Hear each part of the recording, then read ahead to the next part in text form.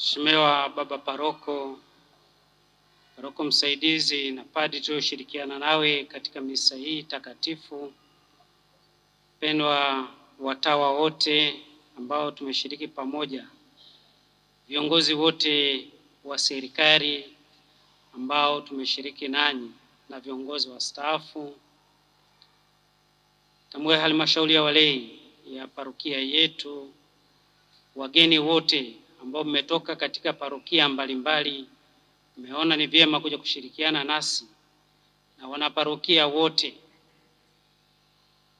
na Wakristo wa madhehebu mengine na dini zingine ambao tumeshirikiana nasi kwa pamoja katika tendo hili la kukumbuka kuwa sisi sote njia yetu ni moja na tutarudi katika uvumbi tukiwa tunatafuta utakatifu wetu wa kwenda kuishi na Bwana Mungu wetu kule milele. Tumsifu Yesu Kristo. Mimi ninawashukuru ninyi nyote katika ujumla wenu kwa kushiriki ibada hii ya Jumatano ya Majivu, kuanza vyema kipindi hiki cha Kwaresma. Niwaalike na kuwahimiza ninyi nyote kushiriki katika maadhimisho mengine yote ambayo yataendelea. Tusiwe na ile desturi ya kufika tu wakati wa Jumatano ya Majivu alafu tuonane tena hapa siku ya Ijumaa Kuu. Haifai. Tuone umuhimu wa kushiriki ibada zote na taratibu zote kama tunataka kweli kuingia katika huo moyo wa Kwaresma wa kusali, kufunga na kutoa sadaka. Nasi baba zenu tumeandaa waraka kama kawaida kila mwaka, au ujumbe wa Kwaresma. Mwaka huu ukiwa umebeba kichwa cha habari, ndugu msichoke kutenda mema. Tunawaalika na kuwaomba mjipatie kopi hii ya kitabu hiki, lakini ambacho kimesheheni mafundisho ya msingi yanayoelezea juu ya habari ya wema.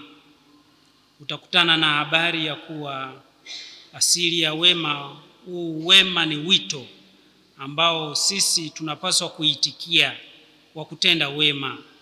Asili ya wema ni Mungu mwenyewe, na Mungu ndiye anayetuita katika kutenda haya mema.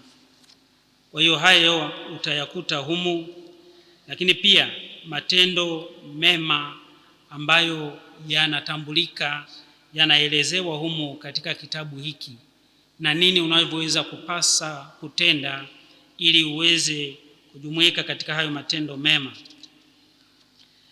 Na lakini anaeleza kuwa pia matendo mema ni mwendelezo wa mwaka mtakatifu ambao tumeumaliza hapo mwaka 2025. Lakini hatuwezi kuyaacha yale matendo mema tuliyokuwa nayo, tunaendelea kusafiri nayo na kukimbia nayo hata katika 2026, na kwa namna ya pekee sana kwa kuishi Kwaresma ya mwaka huu. Kuna mafundisho mengi juu ya undugu, msamaha, huruma, upendo. Inafaa kuishi katika hayo yote. Kwa hiyo tujitahidi katika jumuiya zetu, katika familia zetu, na kila tunapokutana kuupitia tena ujumbe huu wa Kwaresma ili tuchote mafundisho ya msingi yanayohusiana na imani yetu.